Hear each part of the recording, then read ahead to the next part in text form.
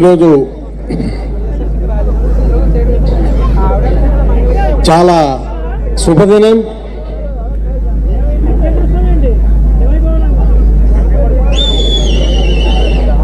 చంద్రబాబు నాయుడు గారికి నా యొక్క నమస్కారాలు తెలియజేస్తున్నాను.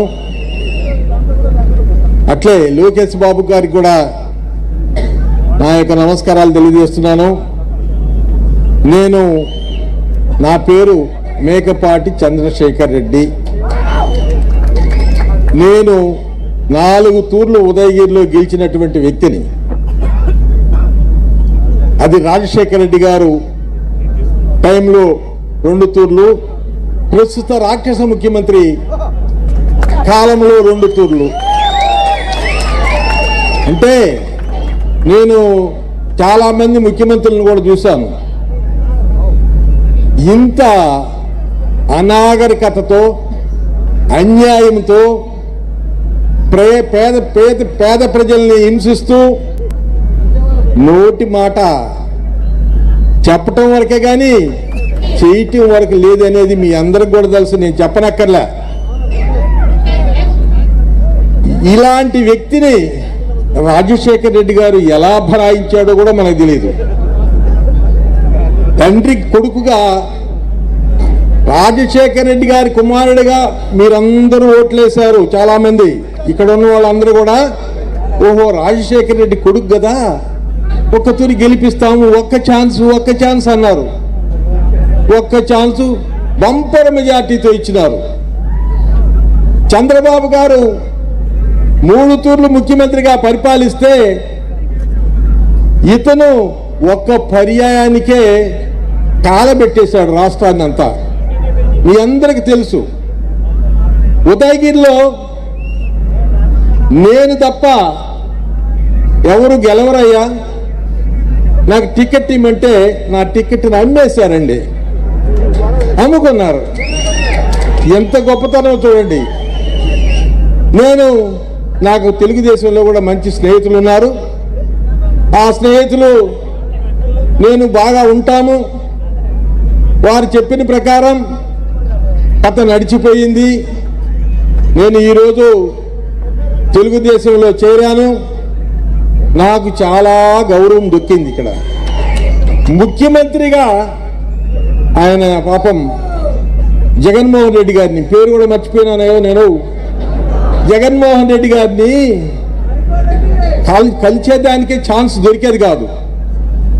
ఆయన్ని గెలవాలంటే బ్రహ్మదేవుని కలిసినంత, అంటే ఇంక ఎట్లుంటుందో చూడండి కథ. అలాంటి వ్యక్తి, ఎమ్మెల్యేలకు రెస్పెక్ట్ ఇచ్చినటువంటి వ్యక్తి ముఖ్యమంత్రిగా ఇప్పుడు టిక్కెట్లని అటు నుంచి ఇటు, ఇటు నుంచి అటు, మంత్రులు అన్నీ మార్చుకుంటున్నారు. ఎందుకు వచ్చిన కర్మ అది? పద్ధతి ప్రకారం పరిపాలన చేస్తే, పేద ప్రజల్ని ఉద్ధరిస్తే, రాష్ట్రాన్ని అభివృద్ధి చేస్తే నీకు అది పట్టేది కాదు కదా. అది చేతగాక, పరిపాలన చేతగాక డబ్బు డబ్బు డబ్బు డబ్బు అనే డబ్బాతో రాష్ట్రం నాశనం అయిపోయింది.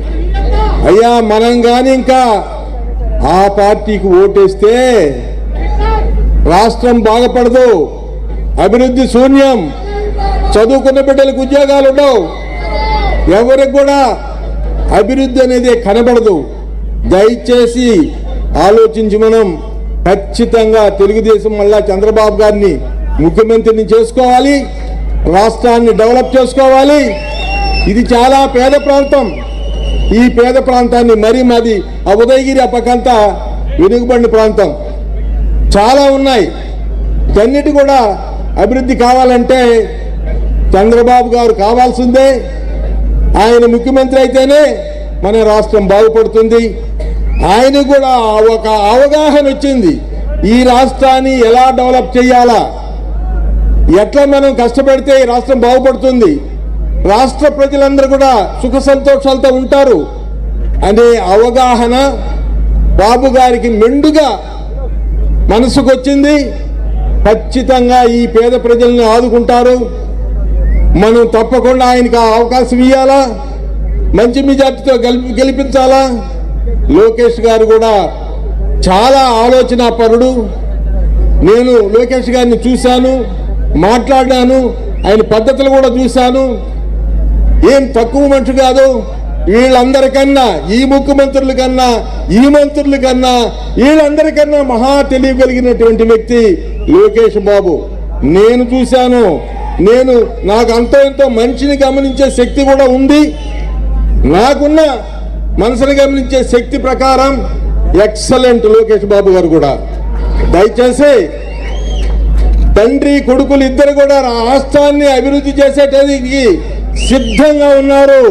మీరు చూస్తున్నారు పాదయాత్రలో లోకేష్ గారి మాటలు, ఆయన ప్రజలకు ఇచ్చేటటువంటి వాగ్దానాలు, ప్రాంతాన్ని బట్టి, కులాలను బట్టి అన్ని కూడా మీరు చూస్తున్నారు.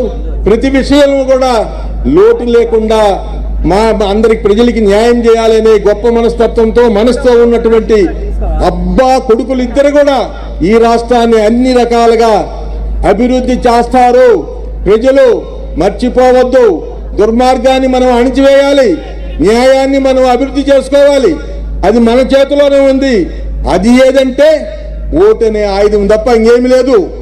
ఆ ఓటనే ఆయుధాన్ని న్యాయం పక్క ఓటేసి మంచి మనుషులను గెలిపించి మంచిగా మనల్ని పరిపాలించే పద్ధతిలో మనం చేసుకోవాల్సిందిగా కోరుకుంటూ నమస్కరించు సెలవు తీసుకుంటున్నాను.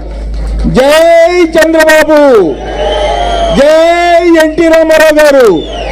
నాకు ఎన్టీ రామారావు గారు అంటే ఇష్టం అయ్యో, అందుకనే నేను ఎన్టీ రామారావు గారు అంటే నాకు చాలా ఇష్టం.